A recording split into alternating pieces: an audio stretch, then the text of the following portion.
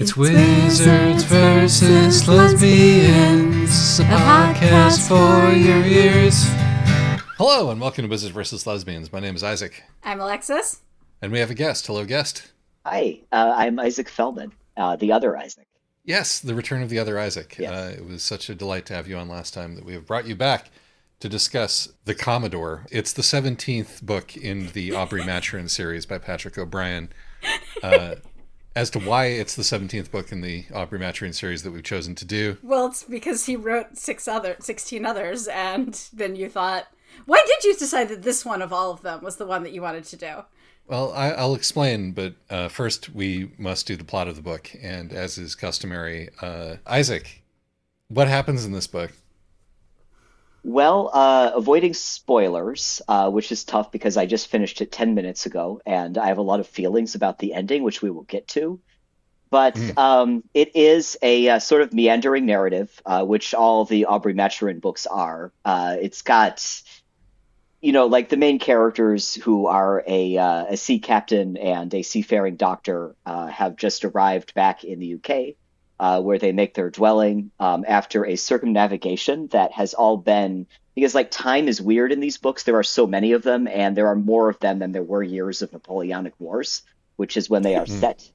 So it's important to notice that like the main characters, although it's not a genre book, have fallen through like a fissure in time where like somehow like 5 or 6 years went by for them in 1 year in the world. They come and find that their families are disarray, that they are almost immediately going to be sent on a new mission, which is to disrupt the African slave trade, which is illegal, I believe, in Britain at this time. And they also have like a second, more secretive mission to interrupt a potential French invasion of Ireland, which is important to one of the characters, Dr. Stephen Maturin, who is Irish and Catalan, because he is a Mary Sue. And I say that with like all the love in the world for both him and his creator by extension. So he has like all the cool background that O'Brien can imagine a character having. That's what's going on in the Commodore. Yeah, no, that's perfect. We will ask the traditional questions now. Are there wizards in this book? Nope. No. Lesbians? Nope. Can't say so. We were talking about this book largely because I wanted to talk about the Aubrey Maturin series. But I think that there is a lot of interesting homosocial behavior going on. Oh, there sure is. And also, in this particular one, some actual homosexual behavior going on. There's a lot to be going on about gender in this one. The reason why I chose this book out of all of the Aubrey Maturin series, even though I don't think it is the best of them... Is it because of the autism? It is because of the autism, actually. That is one of the major reasons that I chose to do it, because we are introduced to Stephen's daughter in this book in a move that caught me completely by surprise and did a lot of things to my feelings when I first read this. But it also is, for me, the end of the series, even though there are 3.5 more books. I choose to believe that those 3.5 more books don't count. And the fact that all of the storylines that have been put into motion up to this point sort of neatly wrap up along with that time bubble here mean that this is a fine stopping point, and we don't have to pay attention to anything that happened afterwards in canon. And for a third reason, because this is kind of in that is sort of a microcosm of a lot of the different plot points that the series returns to over and over again. And this one has a little bit of everything. It's perhaps not the best of any of them, but you still get a I think representative melange of the flavors that this series has to offer. It was perhaps not the best one to start with, which is what I did, but it was interesting enough that it made me go back and read a scattering of the earlier ones. I'm a great fan of the first 10 or so books in this series. I stopped fairly soon after that because I was told diminishing returns kick in. Each one is roughly half as worth reading as the one after that, after the 12th or 13th. I found that is true, but that O'Brien cannot, at least that I know about, because I haven't read the last 3, he cannot write an unreadable book. It still does go. And it is, as Isaac was saying, it's got a lot of the problems in nautical management, this sort of like mix of personalities in very close quarters that we get on a ship. We've got Stephen, who is also a naturalist and spy, struggling to reconcile the various things that he wants to do and needs to do. Stephen's the running joke, which is less funny every time, of Stephen becoming addicted to different exotic drugs does come into it. I have some things to say about all of these things. I can't wait to talk about the autism. I'm going to stop talking so we can start talking. Perfect. And I would say that the only objection that I have to that contention about them dropping off after, actually, you know what? I have read the first of the first 17 books. I don't know if I agree with that necessarily, because it discards such books as Jack Aubrey Defrauds the Stock Market. Oh my God. Which is like really one of my favorites. Yeah. The Reverse of the Medal, I believe that one's called. Yes, The Reverse of the Medal is also one of my favorites. I definitely got at least that far. Yes. Yeah. It does. But we are beginning to it is beginning to peter out just a little bit. But as you say, I don't think that he's capable of writing a bad or unreadable book. And the comfort of being with these characters can carry you forward regardless. But why should you read the Aubrey Maturin books? I mean, they're consistently entertaining. Yeah. Historically fascinating, very well researched. Funny. They're very funny. Because they have a fascinating balance between being literary novels and adventure novels, and they just, I think that the different sides of them exist uneasily with each other in a way that produces the kind of tension that you need in a long, great friendship. And fundamentally, this is a series of books about a very long, very great friendship between characters who are just sort of unapologetically 19th century polymaths of a kind that it's hard for a writer to find the courage to write about out of fear of being accused of writing a Mary Sue, which, like, again, I just don't think that O'Brien cared about. I think that every single character in these books is like one great like chorus of Mary Sues for him. And I think he's proud of that fact. As far as I can tell, O'Brien freely lied about his own life and history and Mary Sued himself. So why would he... Patrick O'Brien, not Irish. I just want to point out. Didn't mind people thinking he was Irish. Not his real name. Yes. He's also alleged to not have had the slightest idea of how to sail a boat, which is also something alleged of Ursula Le Guin, as if this were some kind of gotcha, to which I say, of course not. They were writers. But yes, I those are all excellent reasons for reading the Aubrey Maturin series. And I think there's a reason that they're called the Aubrey Maturin series. This is a series about a relationship between two heterosexual men, and all of the flowering of interesting thoughts about homosociality and homosexuality and the way that these things blend and combine, and the way that the categories have shifted over the years. That is all present as well. Why shouldn't you read the Aubrey Maturin series? Well, there's a lot of them. There's only so much time in human life, but read a couple of them maybe. They do not. I mean, the women are fairly well written, but there's not a ton. Like, they don't show up very much, and they're, especially in the earlier books, and they're fairly constrained in what they do. Yes. So. Mm-hmm. I do really enjoy Clarissa, although she doesn't get to do much in Commodore. She has quite a lot of interesting agency earlier, but yes, for the most part. It's an empathetic and unsensational depiction of a sexual assault victim who hasn't been destroyed by the experience, particularly for an 80-year-old man writing in the 90s. This book is mostly concerned with men, or these books are mostly concerned with men, and women in as so much as they relate to the men in their lives. There's also a fair amount of sort of carried out, it is realistically portrayed various social prejudices. Yes, you will find many period appropriate examples of racism, sexism, anti-Semitism, homophobia, including the bad slurs. Yes, and the truly unique opinions of Mrs. Williams yes, are all all on display here, along with plenty of horrible naval wounds. Yeah, I mean, we'll say that by and large, the authorial voice does not support these. Yes, but yes, no. Yeah, I think that O'Brien is usually at pains to give us the perspectives of a couple of characters who are forward-thinking for their time. I think that he does this a lot better than a lot of writers of historical fiction do, where we cannot mistake their attitudes for contemporary ones either. And but at the same time, there's an accurate acknowledgement that in every era there have been people who, for example, knew that slavery was wrong. I think that he is not. We will get into this when we talk about the portrayal of autism in the book, but also with a lot of the material in this book about characters of color and about the slave trade. O'Brien has a lot of unexamined man who was born in 1914 attitudes too. For all Yes. that, I think he's trying to write in a liberal way.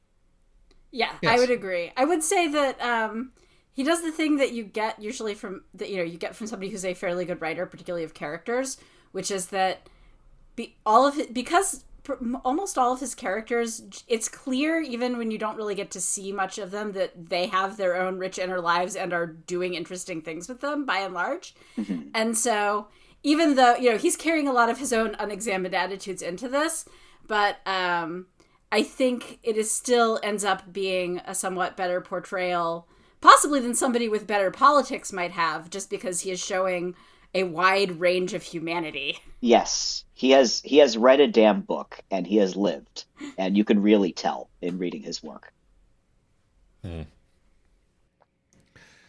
Yep. I have nothing to add to that. I will say that one of the benefits of Stephen Maturin, the Mary Sue, is that he can have all of the progressive opinions. Yes. Because it's entirely in keeping with his Mary Sue-ness, to be wise in these matters.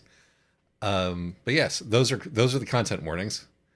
Shall we talk about the book? Oh no, there's more content warnings. I mean, there's horrible naval wounds. There's all sorts of horrible ways to die. There's extremely unpleasant illness and bodily fluids everywhere. Mm-hmm. There is, as you pointed out, drug addiction. Life was not pleasant aboard a ship in this era. Yes, and the Commodore in particular has some nastily accurate descriptions of what slave ships were like. Yeah. Yes. Now we can proceed. Alexis asked for an additional content warning for dinner parties, so here that is. When mighty roast beef was the Englishman's food, it ennobled our veins and enriched our blood. Our soldiers were brave and our courtiers were good. Oh, the roast beef of old England and old English roast beef. But since we have learned from all vaporing France to eat their ragouts as well as to dance, we are fed up with nothing but vain complaisance. Oh, the roast beef of old England and old English roast beef, spoiler zone. I was so thrilled. Like, genuinely, I thought it was such a flex. And I'll just say the thing that happens. The book is, from Stephen's perspective, a Shaggy Dog story, in that he arrives back in England. He finds that his wife is missing. She has sort of absconded after feeling that she's not capable of caring for her autistic daughter, and left her in the care of others. And, Stephen doesn't know where she is. He is also told by his boss, the spy master, Sir Joseph, oh my goodness, is it Joseph Banks? Joseph Blaine. Yes, who is his boss and friend. That there is he's been dealing, like, he has had a pair of sort of like gay counter spies who have been his arch enemies for a few books, and finally he's triumphed over them. And he's informed by Joseph Banks that there's one more that he didn't even know about, and he gives the whole rundown on this guy, and he's going to have to confront him someday, and he really has the ability to make Stephen's life hell, for various reasons. And so, the end of the book, Stephen runs back into his wife after arriving in Ireland after a series of naval journeys. Everything's fine between them, and the sort of like opponent that has been set up for his pleasure in the next couple of books is dead by his own hand, and they never meet, and they never directly face each other. And I don't know, like, because one of the things that I'm obsessed with about this book is that O'Brien is an older man at this point. You know, he is in his 80s, and he's writing characters who are not much over 40, but you can tell that aging and death are on his mind. Like, there's a subtext to almost everything the main characters do that is just freighted with this sense of, like, aging and loss that sits uneasily. I think I've already said sits uneasily, but there's a lot of uneasy sitting, I would say, especially around, like, awkward dinner tables in these books, so that's fine. Oh, yeah, that should actually be another content warning. So many awkward dinner parties. Social awkwardness and secondhand embarrassment, yeah. Well, and I feel like unpleasant dinner parties was a theme that came up when we read Delaney, so... Yeah. Yeah. But yeah, like, the place where the characters are in their lives, which is at the peak of their careers, is contrasted with the ways that they actually feel in their bodies. And, my God, where am I going with this? I forgot my original point because I've nested so many parentheses. My guess on where you were going with it is that this is interesting that he, like, later in his life, he's wrapping up this book so perfectly, even though he then goes on to write another 3 more. Yes. It does seem like the book of a man who is not entirely sure that he has another one in him. Although it did turn out that he has 3.5 in him. And it is sort of... It's interesting the way that he chooses to do that with, like, a great deal of, like, compassion for Stephen Maturin particularly, who he has been... Stephen Maturin does suffer a lot. Yes. Who has been dragged around all of these years and forced into many, many difficult situations. And I think this is like at least the 3rd time that Diana has run out on him. And that they've, you know... Well, plus he spent books pining after her while she was running around with a bunch of other men, so... Mm-hmm. Yes. And he's found her in some, you know, European redoubt or other. And, you know... the threats to his fortune and his ruination and all of this. And I think that the fact that he chooses to leave it on this extremely convenient idyll where the spy who is, you know, even gayer and more European than the last 2 simply passes away, possibly startled to death by the giant naval broadside in honor of his birthday that was given to frighten the slave coast. There is a sort of I think that the word that comes to my mind is sentimentality, and that is not something that you could really accuse these books of doing up until this point. And maybe this is part of the product of, you know, reflection on and aging and, you know, on history and how things will go on. And so the fact that, like, 2 books later, Diana dies off screen because her carriage overturned. Oh no! He kills Diana in an off-screen carriage crash? I didn't know this. Between books 18 and 19, this happens. Oh, so not even like, not even in a book. Yes, because we need to... I mean, the thing about this book is that it ends on don't go to sea anymore, Stephen, which is, like, everything that in this book tells you that is the objectively correct choice. Right. That Stephen should not go to sea anymore. And that, you know, and that surely there is enough that he, unlike Jack, who will have to go to sea until he dies, because Jack cannot be apart from the sea and be happy, Stephen could stop at any moment. He has literally everything that he needs in life now, and also a brief, like, triumph over his enemies, foreign and domestic.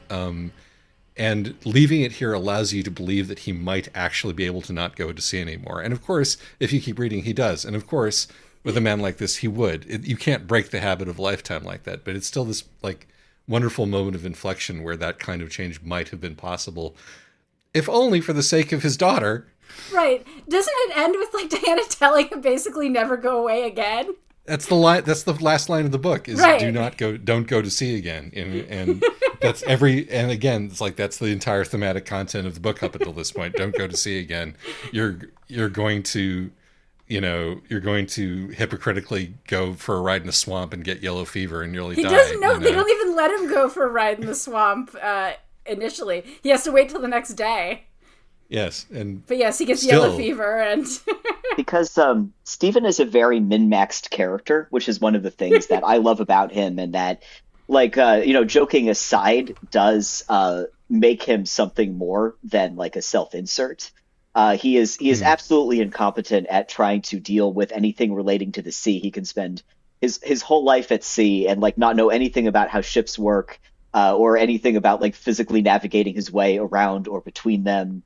Like he will always get sick. Something awful will always happen to him when he goes onto shore. And he's spending his whole life like flipping a coin again and again. And like eventually it's going to come up tails. Like Diana is right. He should be like he should be writing his monographs. He should be writing his monographs. He's Which good actually, at being a spy, but he could do that without boats. I mean, except for the first bit when you're getting off the island.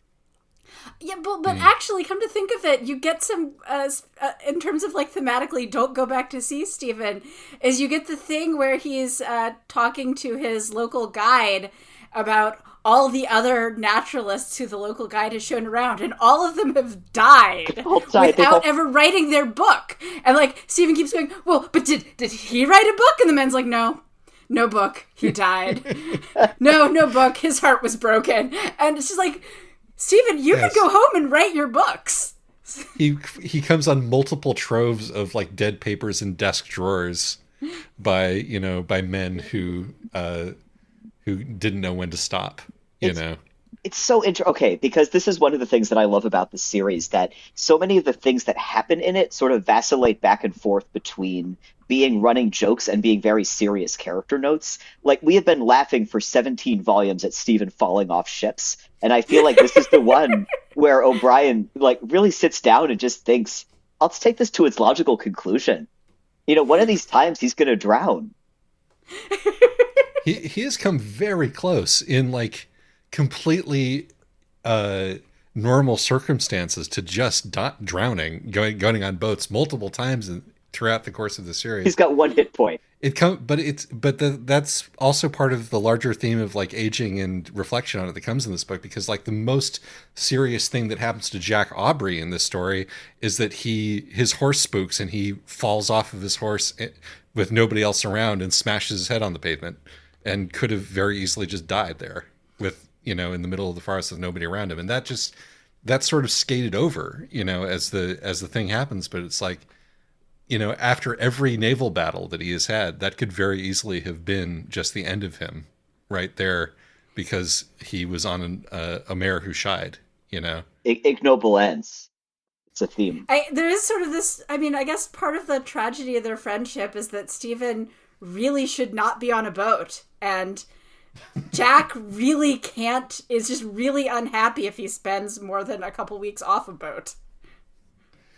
It's absolutely true. Like, these two men love each other pretty much more than anyone else in their lives, even their wives. And like, they bunk together even though they don't have to, and they play music together, and and Stephen gets invited to all the officers' dinners just because like Jack wants him there. And and they're just so completely ill-suited to each other's, like, to the ways that the places where the other could thrive. And generally, this involves, Maturin getting dragged all over the place. But, it's, if he stayed home, what would Aubrey do? This relates to, and I think this is a good point to, embark on a discussion of the central relationship of this giant series of books that's named after the central relationship between these two characters. Yes, they love each other tremendously. The detail of Jack being like, okay, you're mostly recovered from yellow fever. If we tied you to your chair, do you think you could play cello with me?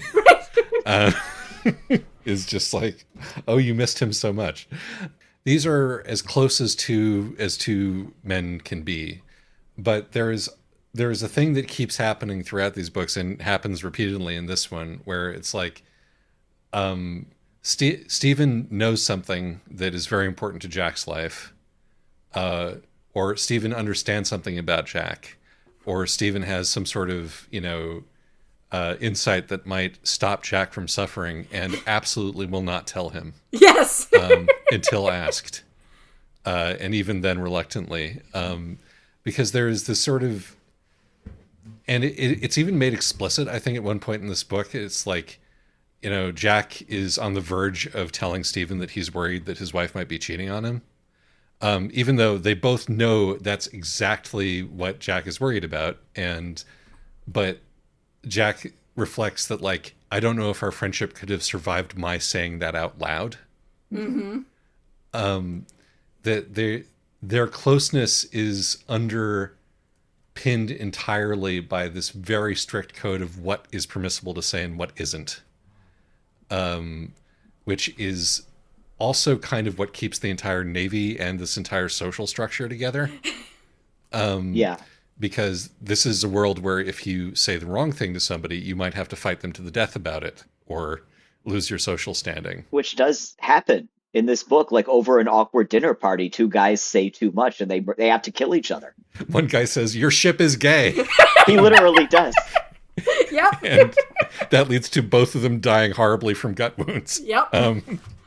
Which incidentally leads to one of the theses about homosexuality in this book, which is that it's fine because Achilles, but you can't have a ship that's gay because that's bad for unit cohesion. I don't actually. No, to be fair, I think it's the ship can be gay, but the officers can't be sleeping with their subordinates because, which is a very cogent point. That causes favoritism, and favoritism causes resentment. Right? Like, I think that that is actually just that's a good anti-sexual harassment, anti-fraternization policy. Yeah, it's there's a lot of not that there's anything wrong with that kind of vibes in this book, where like characters are at pains to say, like, being gay is fine, but it's just at the same time they're making good points. These ships, like, really, it's part of the reason that Jack and Stephen's friendship can be so close without unbalancing, like, the extremely, like, delicate balance socially of these ships, because Stephen, as a doctor, is outside of the hierarchy. He belongs everywhere and nowhere, so he can be best friends with the captain. He can tell him whatever truths are interpersonally safe for the two of them. Yes, but because he messes with the lower orders, not the lower orders, but the other junior officers or on the ship, he can't talk to Jack about them because that would be breaking that particular honorable line. And yes, it is just fascinating to me. Like, there's so many things about this milieu that fascinate me, like the entire way that the Navy is organized, which doesn't get a lot of play in this book, but does throughout the series, which is like, yes, an anarcho-capitalist utopia has been tried, and it was the Navy in this point in England, and like this, it's entirely run on a bonus-based, bounty-based system, and everybody is responsible for their own. Nobody gets any money, basically. The Navy is entirely run on this sort of ruthlessly ad hoc basis. Unless you, because if you can survive long enough to reach a high enough rank, then you get like a decent retirement pension. Isn't that part of why Aubrey is constantly so stressed about the arc of his career, is because he's really, really, really trying to get his flag before, he's still young enough. Yes. I mean, and of course, this only applies to men who have not managed to get to the point of being the gerontocracy that actually runs the nation. But it's a ruthless, like, capitalist, like, bloodbath right up until that point where you get to just live in the club. To the point where characters make jokes about, they had a what is it that they call yellow fever? Because it relates somehow to, like, if someone above you gets sick, you get a promotion. It does happen in the book, like because somebody dies, someone gets their belated lieutenant's commission. Yeah, somebody dies of a kidney stone, and the guy who actually needed to be in that position can be put in that position, but based purely on luck, because this guy expired from a infection from surgery to remove a kidney stone. But yes, so we have these very codified social dynamics, like between class and class, between different ranks of officer, between even between people who are theoretically on the same social footing, against this backdrop of just like unrestrained violence at every account. And then you sort of have the question of like, okay, well, where does morality enter into it at that point? Like, is there good and evil? And we are fairly certain that slavery is bad. The Maturin, of course, has always thought slavery is bad. Jack is meh on it. Jack thinks that Jack is a naval man by nature, and therefore is an authoritarian by nature, and thinks that there's the slave model is pretty much what makes a ship work. So it's fundamentally sound. And one of the captains under him comes from a family that owns slave ships, right? Yeah. Yes. But when we are confronted with the sheer human misery of it, everybody gets the idea pretty quickly, which is, I think, the closest thing that a book that, again, this is sort of sentiment creeping into a book that is quite like funny and jaded about most human suffering. But it has its limits, and this is one of them. There are in fact some things that are monstrous enough that they sort of boop Jack out of his pretty comfortable sort of moral circus and lines of thought. And I have no fresh moralizing on this subject either, so I kind of ran out of steam. What should we talk about next? What do you think? Espionage? Sure, let's talk about the espionage. Hell yeah.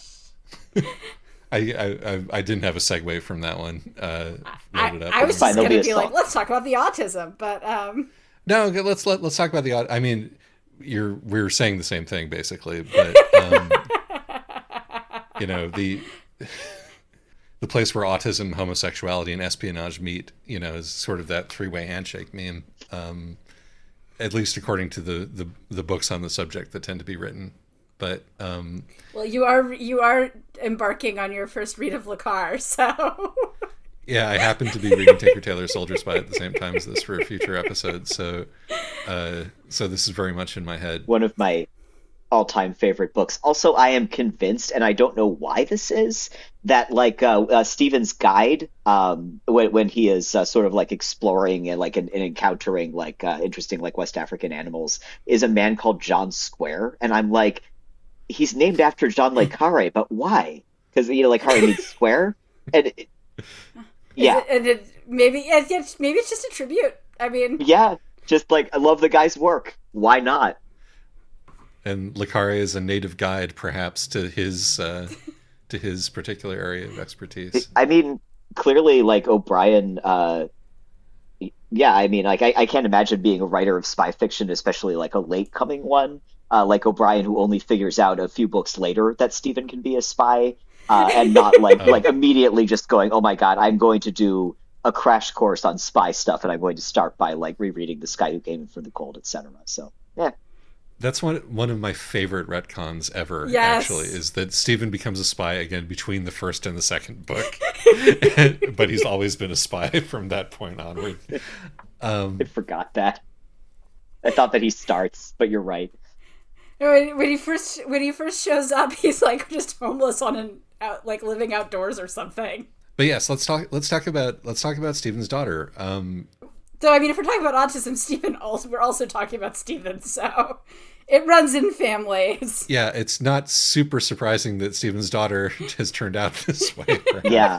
And it's a thing that I wish, I wish that O'Brien had decided to engage with that directly, just because I think that I am not over the moon about this portrayal of autism. It is at the same time, to me, so loopy in that, like, oh yeah, there are autistic kids. The important thing to remember is that they're basically fairies, and if you speak to them in Irish, then they will gradually become less autistic, which is canon in the Commodore. But like mixed in with that, there is a story about an obviously autistic adult, like realizing through like having and loving an autistic child that there are things about himself that he's never looked at closely. But O'Brien just refuses to go there directly. I don't know if he's going there subtextually. That's our decision to make, the author being dead in True. the literal and the metaphorical sense in this case. But I think that the reason, I mean, one of the things that we experience over and over through the course of the Aubrey Maturin series is that another one of those fun little flaws that makes Stephen less of a Mary Sue is that he has almost an infinite capacity for self-delusion.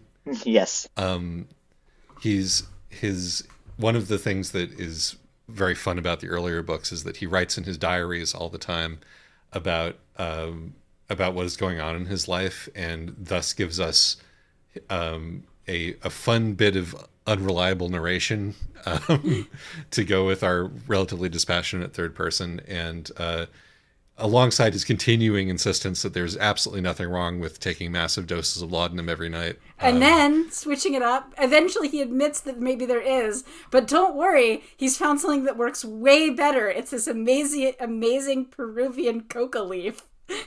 Yeah. And his many, many, many diary entries about how he doesn't think that Diana Villers is actually that hot. And that, he's definitely now discovered that that there's something vulgar in her. And so this infatuation can finally, pass him by. And then he immediately walks outside and steps on a rake. Yeah. Alongside that, I think there is this sort of, it would not be particularly in Stephen Maturin's character to have that introspective moment at this point. You're right. You are absolutely right. But I feel like the text does a pretty good job, intentionally or otherwise, of depicting an autistic adult. And in some ways, even more so in this book, where he has this, like, overnight panic attack where he's like, oh no, I info dumped on about this one naturalist to Jack, like, last year too. Oh, what a horrible social faux pas I have committed. And he freaks out about it all night. And then Jack is like, oh yeah, sorry, I wasn't really paying attention because my D string. Yes, I love that little bit. There's so many. One of the joys of these novels in general is that you get these like 10-page, episodes here, there, and everywhere that don't go anywhere or hang on anything and are just there to be funny and to have a little bit of characterization hang on them. But maybe that is in fact one of the Rosetta Stones to looking at Stephen as also an autistic person. In the way that he relates to his autistic daughter. I think that's accurate. I was just during that scene, which I loved very much and was going to bring up as well. What I was distracted by was the fact that Stephen blames this lapse on getting old, and so I was thinking, like, yet again, this is a man who is both 40 and 85, and I just sort of went off on a journey about that. But it is Stephen has a special interest in obscure French naturalists, who themselves have obscure special interests in nature. Well, and part of the funny thing about him being like, oh no, I must be getting old, is that he does something like this in every book. That's true. At least that I've read. Admittedly, I haven't read all of them, but yes. He's just, one of the fun things about their dynamic is, again, these two men who are just like so deeply, deeply attached to each other. And yet half their conversations are just them taking turns talking about something that the other one has no interest in. They do love to info dump, these two. But I also want to say that, like, the book, if you want to look for signs and signals in these little, diversions that don't seem to attach to anything. We get Stephen's visit to the sister of the governor of wherever they are, of Sierra Leone or wherever it is, and her bones, and his, like, getting the slow loris, I think, is what we would call it, the pato. the Pato or Awantibo, because she's a particular kind of Pato. Yes, the skeleton firm, but it's like, oh wait, this is a vision of the kind of adult that his daughter could turn into. Right, absolutely. You know? Oh, yeah. Because, and you notice, this is the time when he spends all this time with this, like, attractive young lady, and nobody seems particularly worried about it. Yes, because it's, you know, he of course does the obsessive self-checking about whether he came off as creepy, you know, et cetera, or whether he is being creepy, and whether he, you know, whether he's actually over being creepy about women, and, you know, he's always very alarmed about being attracted to people. Yes. Because of, you know, what it might say about him and his sang-froid, but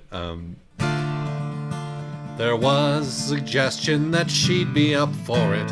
If Stephen had asked, she'd have sat on his knee. Perhaps there's some loneliness native to scholars, or maybe it's just an old man's vanity. But yes, no, the simultaneously 40 and 80-year-old Maturin, this is his daughter grown up, you know, and he gets to get a vision of that, and to talk about lemurs and bones with her. That's so beautiful. I hadn't thought about that, especially as it relates to the weirdness of time in these books, where we've come out of like the time wormhole, and you know, now we're almost seeing like all these different aspects of like the future that we've arrived in from different angles. It's very science fictional. Like, you know, there is an element of that to it. I think, I mean, partially in just the obsessive description of the society in which this is taking place. You know, O'Brien makes like 19th century England feel like an alien world in that respect, but one in which we feel so comfortable after a while because we are so immersed. Yeah, I think it actually makes a lot of sense that so many speculative fiction fans are also fans of this series. Yes. Well, they're not unlike, you know, because there's so many of them. And this is the second episode where we've done a huge series of which some of us have read some of the books and some of us have read other books, but it's not unlike the Foreigner series. Now I remember way back when we first talked about possibly doing this series, and then I read it, which is, I actually do think it's entirely appropriate for the podcast to be covering this series, because like the modern Wizards versus Lesbians microgenre is really rooted in space opera, and space opera is absolutely rooted in both like the history of the Napoleonic Wars and the Aubrey Maturin books. Like, what is a spaceship if not a ship? Right. You know? Well, and you know, how else do we talk about? And I mean, like, you know, a lot of them are perhaps a little more subtle about it than David Weber, but so much of the old space opera stuff really is just the British Navy or occasionally other countries' navies, but in space. Yes. And it's like there is this sort of, you know, Stardate, whatever, we've ended up marooned on this like island, and we're looking at, you know, the weird alien fauna that are there that like takes up a good third of every one of the books because Maturin is here. Right, but also just like the way that the politics play out, and also I think the way that a spaceship / actual ship works as this sort of great little self-contained unit that then allows you to go from, you know, place to place and be sort of dimly aware of all of these international or interstellar politics, but not necessarily affected by them day to day. Mm-hmm. So, but this, going back to the science fictionality of the time loop, you know, it really, one of the things about this book that really got me when I first read it, because I was reading them in order, and so I was freshly in my, you know, all of these characters were extremely well drawn because I'd been listening to thousands upon thousands of pages of, you know, of their life events. But the Stephen like coming out of the time loop, you know, the circumnavigation of the globe that simultaneously took, 1 year and 5 years, and having, I think, what is essentially a 5-year-old daughter who he has never seen at the end of this. And being like, well, of course her life hasn't started because that all took place in the time loop, Right. Her life is waiting for you to start it. And then he shows up and basically diagnoses her with, oh, no, don't worry. She's not stupid. She's just developing at a different pace, basically. Yeah, she herself is caught in this sort of time thing, which I think, again, we may be grasping here, but I don't think so, is like that feeling of developing at the wrong rate is so much a part of the autistic experience. Mm-hmm. Absolutely. That it often feels like you're not experiencing time in the same way as your peers. Yeah, like the joke that like everybody tells is like, spending your whole childhood being told that you're like an adult in a child's body, and then spending your adulthood being told that you're like a child in an adult's body. Yeah.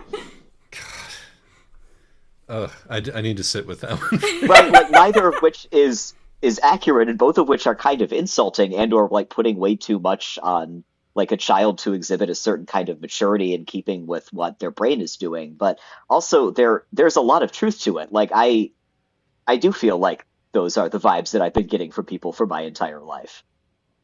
Yeah. No, it's 100% like, I can't know if this man who has like invented an entire sort of author persona for himself, and then on top of that spends, as far as I know from my understanding of him, like his entire life reading primary sources about his like special interests. I can't say whether Patrick O'Brian is writing from the perspective of an autistic person or not, but the ways in which like the emotion, like the sort of both the regrets and there's always something elegiac and transformative and redemptive about writing your own experiences into a child, it's that sort of compassion for your own child self thing that is part of the key to like, sort of unlearning bad habits and addressing trauma, which is part of what I think is beautiful about it, even though, of course, this also exists with her being a magic Irish fairy. Which is, I don't know how to pronounce this word, but like for any listeners who have not read the book, like Stephen explicitly says, like, oh, in Ireland, children like this are just called by this name. It's something she. I don't remember what the thing before it is, but... That's AOS space SI with an accent aigu over it. Pronounced either ace or is she, or is she, potentially, depending on which YouTube video you think is correct. Yes, these are touched by the hands of the Fae, these kids, and he's allowing himself to identify his own experiences in that. And it's and of course not allowing himself to be sentimental about that, because that would be far too much. But well, and it is very funny and characteristic of him that he's like, oh yes, traditionally these children are called touched by the Fae. Now I'm going to look up 3 monographs and write to a specialist I know of in Switzerland. Yeah. And then just pack her off to a monastery in Spain. Well, to be fair, that's also to keep her safe from, the evil homosexual European spy and his machinations. Yes. Not to mention his best friend's ABAS, evil mother-in-law. But again, not that there's anything wrong with that. It's just that the fundamental insecurity that underlies failure, which is another theme of this book, is just comes with being on the societal outs in that way. It's comorbid with homosexuality.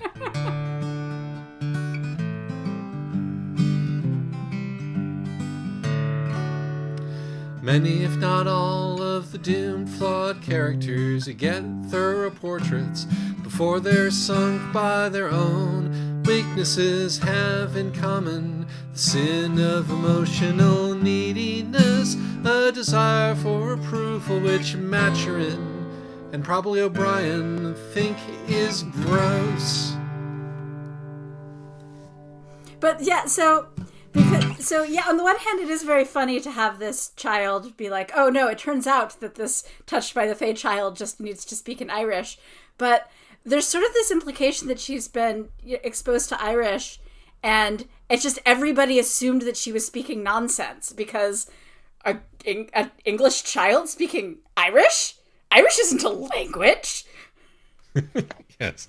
We thought she was just babbling, says Yes. Clarissa. Says Clarissa, she's been talking to this man from Ireland in an era where, Irish is still spoken. Well, he's also simple, is Padine. So we can't take him seriously either. But, it's just very funny. Like, if you just imagine, oh yes, we have this half Chinese kid who's been hanging out with her, Chinese babysitter, and she's speaking a lot of Mandarin. Can't be Mandarin, though. She must just be babbling. I'm gonna do another reach here, which is like, I found the language that I could speak in Irish in Ireland, says the non-Irish person who writes under the name of Patrick O'Brien and writes about an Irish character a lot. It's a pretty modest reach. This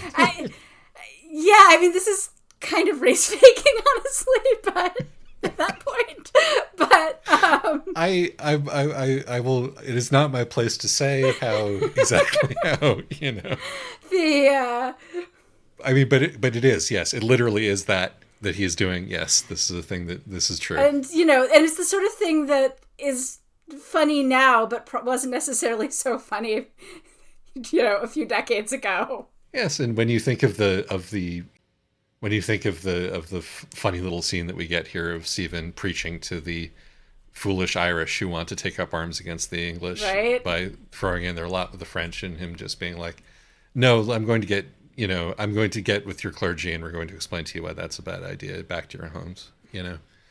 They're the wrong kind of Catholic. But also, I do also think that it works fairly well as a commentary on, the English attitude towards the Irish, of just assuming that these two Irish people speaking Irish to each other must just be, two developmentally disabled people babbling. We have a lot of there's a lot of stuff about language and what the correct language conveys on you or confers on you in terms of your humanity and in the stuff off the slave coast and all of that stuff as well. Yeah, or for that matter with Stephen being like, oh good, well I'm going to dump her in a Spanish monastery, so she will be speaking Spanish. It's not the good kind of Spanish, but Yes, it's not Catalan, which has much better authors, literature in it. Yes. Yeah. But yeah, so you can, in light of all of that, you can see why I'm like, yep, this is the book. This is where the book ends. I'm not going to think about Stephen, immediately regressing into, going to sea and not thinking about all of this. Going to sea, and then his wife dies, and what is going to happen to poor Bridget? And then the author dies halfway through the book, and, that's the end. I like to believe that people can, learn things about themselves and change their lives, even at the advanced age of 40/80. But so we didn't actually talk much about the espionage. Do we want to? It's pretty good espionage. I think I find it interesting largely just because it sort of reflects the way that Stephen is able to interact with every other human being in his life, which is something that we see about, in regards to spy fiction, is that eventually having to keep secrets from everybody alienates you into this extremely unhappy person over time. And we do see that to some extent reflected in the way that Stephen interacts with even his loved ones. But I think that another interesting facet of it is there's a lot in these books about contemporary medicine. Yeah. And there's a lot of overlap between spycraft and being a doctor also, because so much of what being a doctor in this era is lying to your patients in a way that will make them feel better. Yes. Stephen is very much a holistic practitioner. He's very into the mind-body connection beyond, judicious use of the bark and opium when necessary. But no, he's mostly interested in making sure that that his patients feel like they're being treated for the illness, and that is also reflected in sort of the way that he treats everybody else in his life. Mm-hmm. There's that sort of psychotic professional remove that you get in the medical industry, which is, I guess, part of the same sort of fanatical self-belief that you need in order to be a secret agent. Or, I mean, obviously, I don't know, but I think that's a connection. I think it's a good hypothesis. I think it's interesting to think about both of these professions and their effect on Stephen over the course of the books, because I'm coming to this having not read anything from this series for the past several years, and I'm thinking now I should have reread some of the earlier material to prepare for doing this episode, but be that as it may, I think that Stephen seems very worn down by all the lying, just specifically because he is such an honest man inherently. Like, he's a person who, like, by his nature, I think, reading the books when he is younger, just will come out, and he has that impolitic, autistic bluntness. I mean, this is how he and Aubrey met, is that they decided they were going to duel each other over, because, like, they were both being extremely rude about music to each other. Now, Jack was humming, along with the music, right. And that really annoyed Stephen. Right. I'm on Stephen's side on this one, but... You're at the classical concert and the guy next to you is humming and shopping with his hand in time with the music. Like, not even in tune. Yeah. Yeah. And they just sort of realize they're going to go and kill each other, and, like, just suddenly, as I recall, they just start talking about what a great concert it was. Right. And they just realized, like, right. Actually, we do have a ton in common. Like, maybe because we wanted to duel each other about music just kind of means that we should perform music together. And right. It just sort of goes on from there. And then, of course, one of the real touches I think that helps make Stephen not an unbearable Mary Sue is the fact that he's only mediocre at the cello. Yes, this is very true. Even though he is an incredibly good shot and is really good with a sword, and all of this, and doesn't crack under pressure and all of this other stuff, he's a mediocre cellist at best, and bad at math. And Jack has been pretending for decades of experienced time, if not decades of, like, human time, to be slightly worse. Yeah, he's been nerfing his skills as a violinist. Like Stephen notices this in this book, maybe for the first time. Right, he's listening in and being like, oh yes, he's playing so much better because I'm not in the room. And this is like this sort of delicacy of mutual bluff and withholding of information. Right. That is, it is so fundamental to their friendship. Despite the fact that, like, foundational.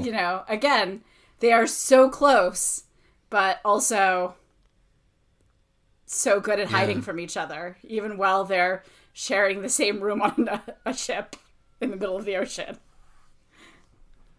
That is speaking of that, the portrait of the sort of the quote unquote autistic character, it's like being so open because you'll be goaded into saying the thing about the thing that is annoying you right at the moment, and at the same time, like, keeping other cards so close to your chest that you may take them to your grave with you. Yeah. Feels like really well observed. Yeah.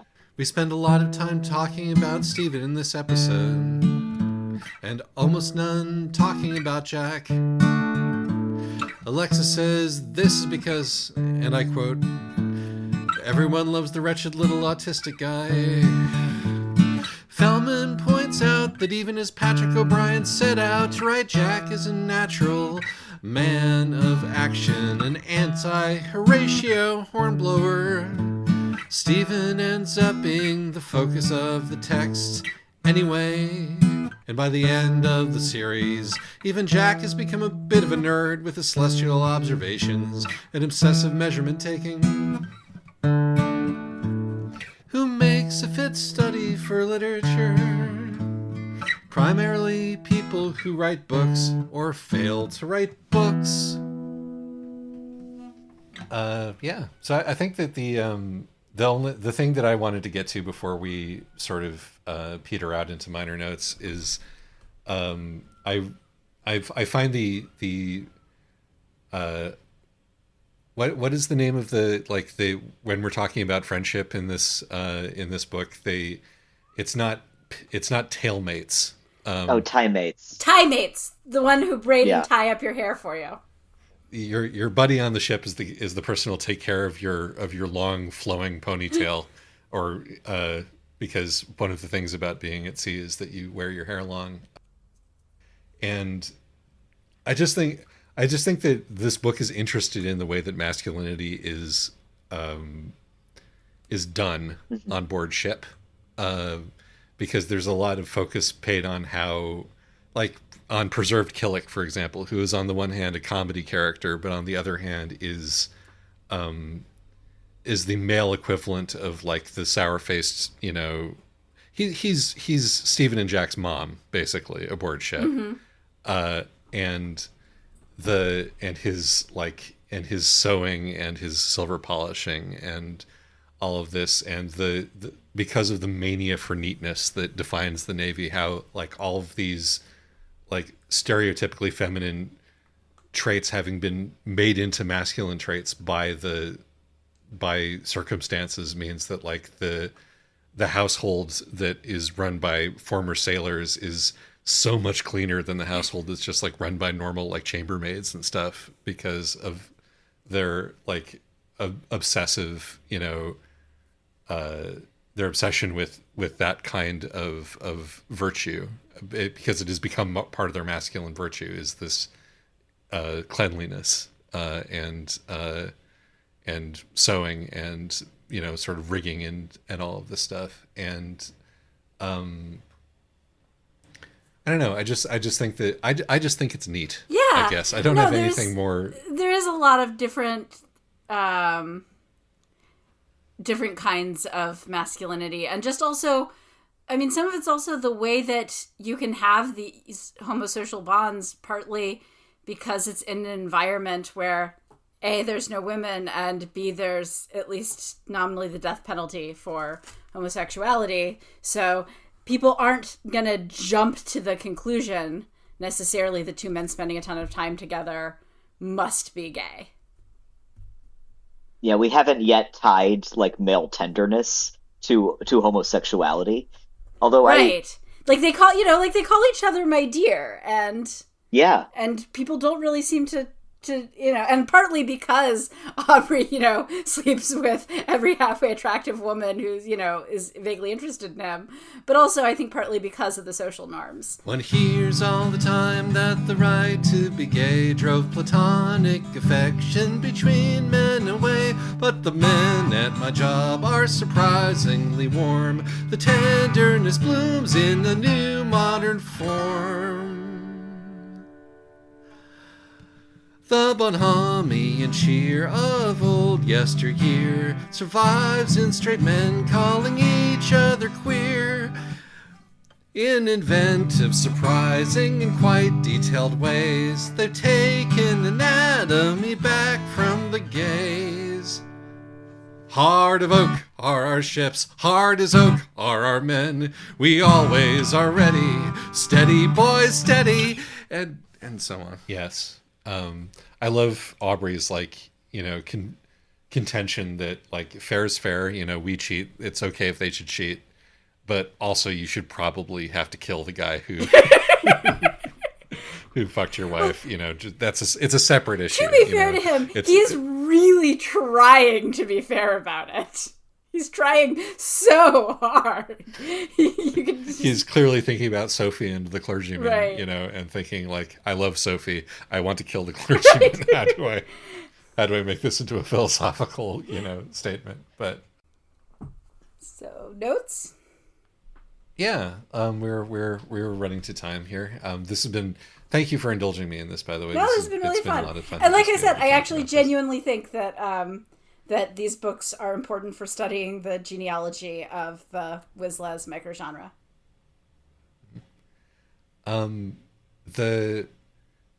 The two little black girls coming into the house who feature much more prominently in the last couple of books, and Mrs. Williams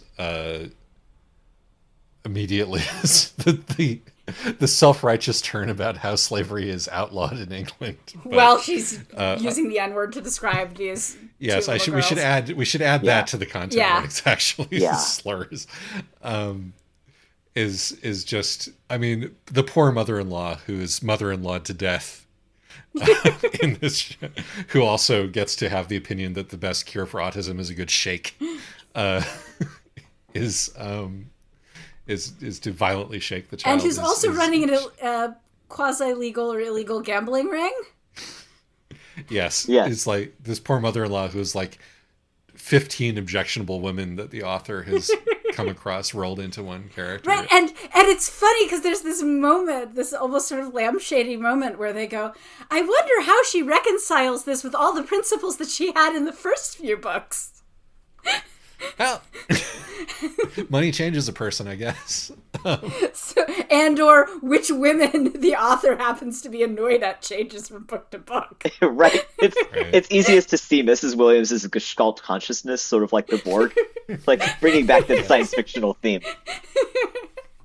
But I think even though she has many career highlights, her impassioned speech about how, slavery is not in the English character, while she is assuming that these girls that Stephen has brought in are in fact his slaves, and calling them the N-word is pretty high up there. Truly something. I wanted to mention that one of the things that makes this a comforting classic of English literature, much like the Redwall books, is the litany of strange foods. So many meals. So many meals, and all of things that you've never heard of. You gotta say the Redwall meals tended to sound a little tastier. Because they weren't eating largely suet-based puddings. Yes. The lobscouse and so forth. None of them sound appetizing either. Well, part of it's that they're at sea for a lot of the time, and they're eating, I'm not going to make a rude remark about English food, actually.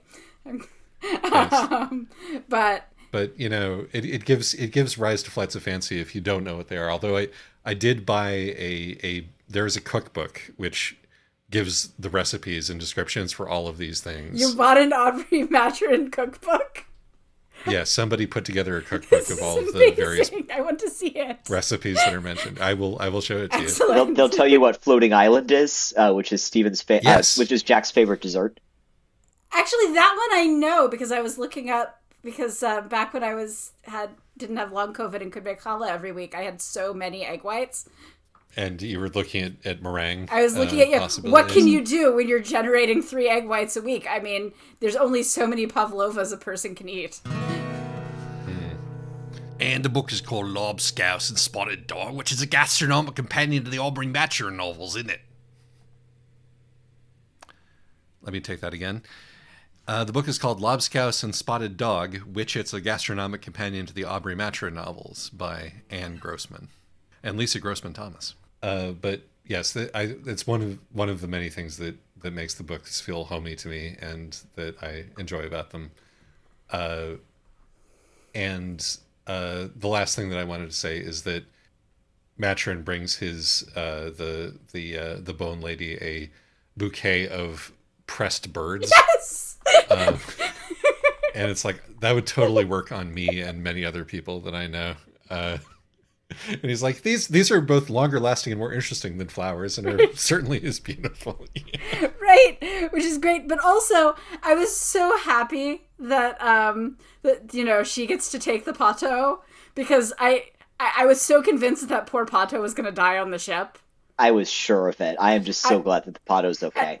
And it's like the Pato, I mean, she might still die, in which case Stephen will receive a package of her bones.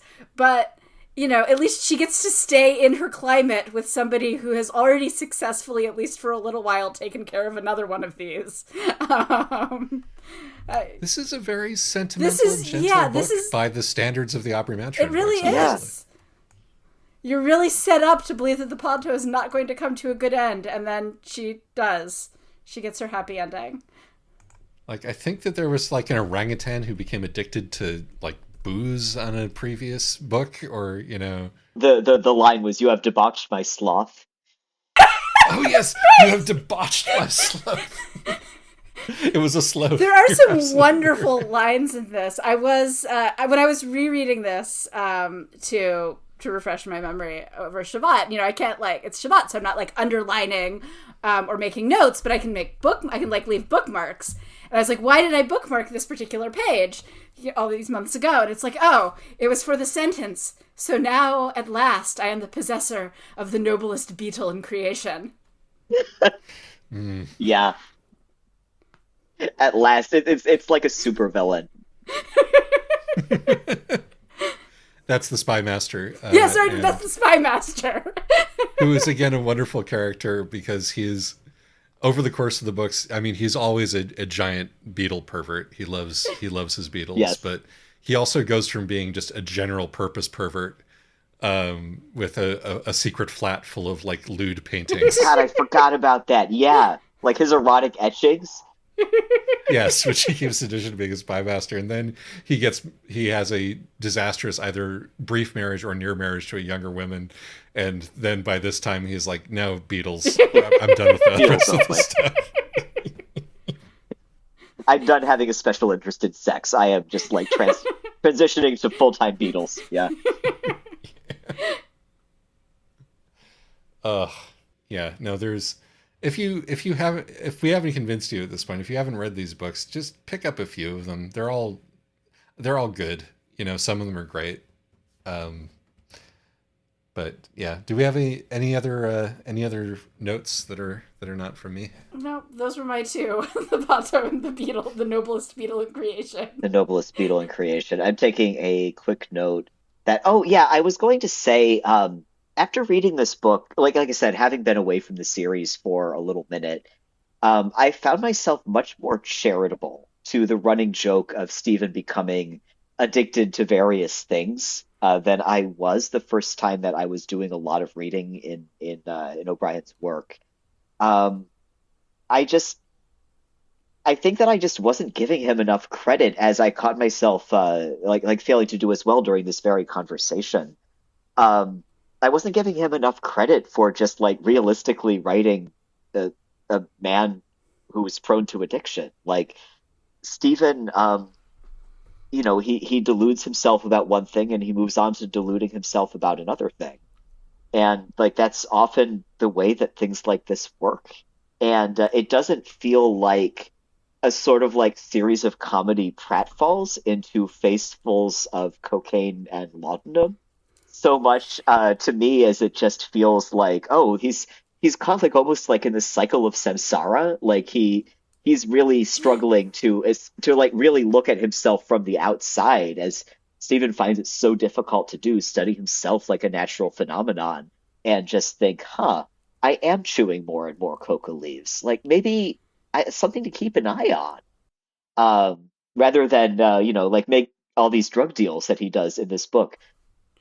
Yeah, I didn't read the laudanum. I mean, some of the individual moments around it are funny, but like his laudanum addiction was not entirely played for laughs for me. I thought it was a fairly, as the child of an opioid addict, I thought it was a fairly realistic, sympathetic, but also unflinching portrayal of how somebody starts abusing opioids to not think about their problems, and then eventually this becomes a cycle.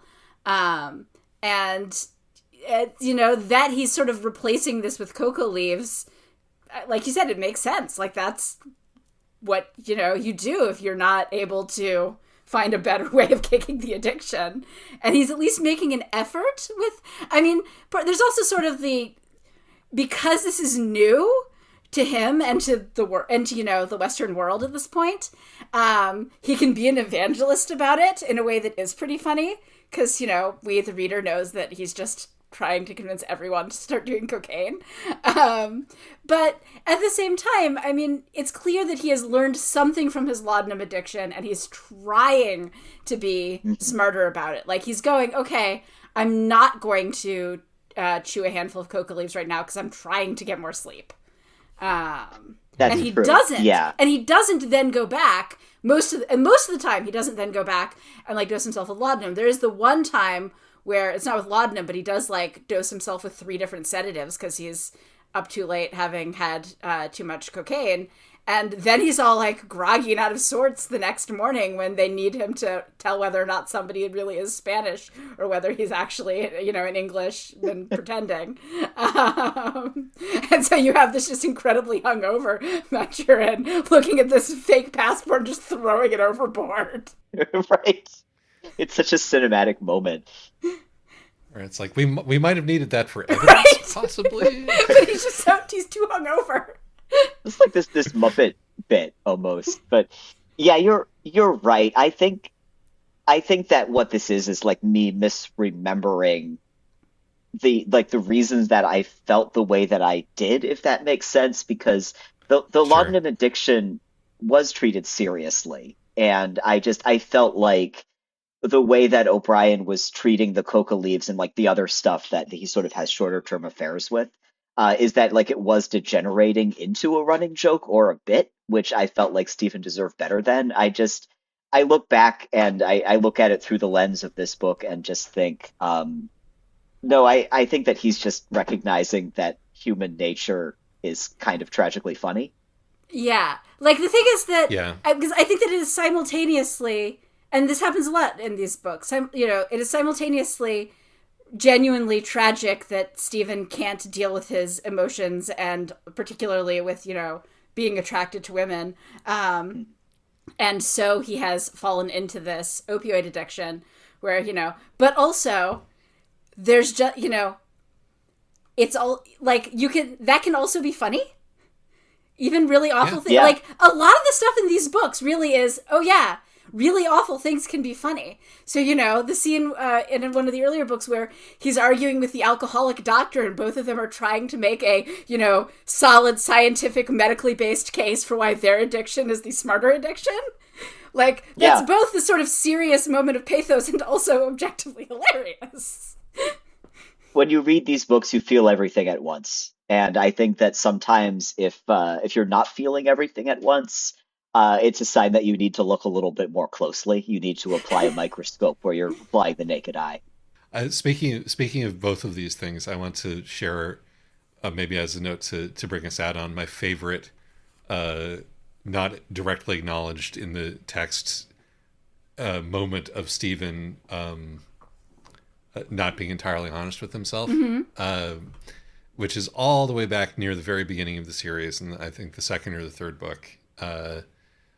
Jack sleeps with Diana Villers, because Jack sleeps with everybody, as you mentioned. And, you know, Jack doesn't really feel one way or the other about it. It's just, you know, she was there. And Stephen is like, well, you know, naturally, Jack, of course, is who he is, and I am who I am. You know, nobody would take a second look at me. I'm not, you know, particularly attractive, etc. You know, I shouldn't really feel any particular kind of way about this. And, you know, I know Jack and his feelings, and it certainly wasn't anything personal in him. And, you know, we're just going to go on with our friendship, and it's fine. And then it's like, okay, so how are we going to get out of Spain without being noticed? Well, I think the only way that we can possibly do this is for me to skin an actual bear and sew you into the bear skin and have you walk across the mountain. Across all of Spain. It was so funny. After all, turning you into a bloody, abraded, like, horrifying mess in the process. Thing is, you're a large and distinctive looking man. I just can't think of any better way to do this right now. You're so obviously English. We're just going to have to stuff you in a bear carcass.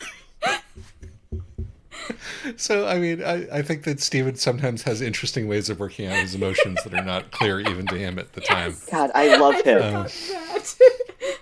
This has made me love him even more. I feel like I've never seen as clearly that he is just a wonderful, like a lovely human being who is determined in life to feel nothing and to not analyze his feelings, and who chooses some remarkable ways of dealing with that choice. All the while, deeply secure in the belief that he has carefully analyzed and documented and understood all of his feelings.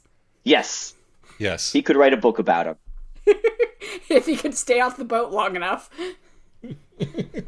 Another time when he's mad at Jack, he shows up on Jack's boat wearing the onesie/kigurumi that he has devised for scientific purposes. He does. He has to make him a onesie. I'm sure he did not fail to understand that this would embarrass Jack. But yes. That is a great note to go out on. Yes. Yes. So thank you for joining us, Isaac. I really appreciated your coming back. Thank you. True pleasure. Yeah. And we will be with y'all next time on a future episode of Wizards vs. Lesbians. Sure will. Thanks, everyone. Bye. Thank you. Bye. Bye-bye.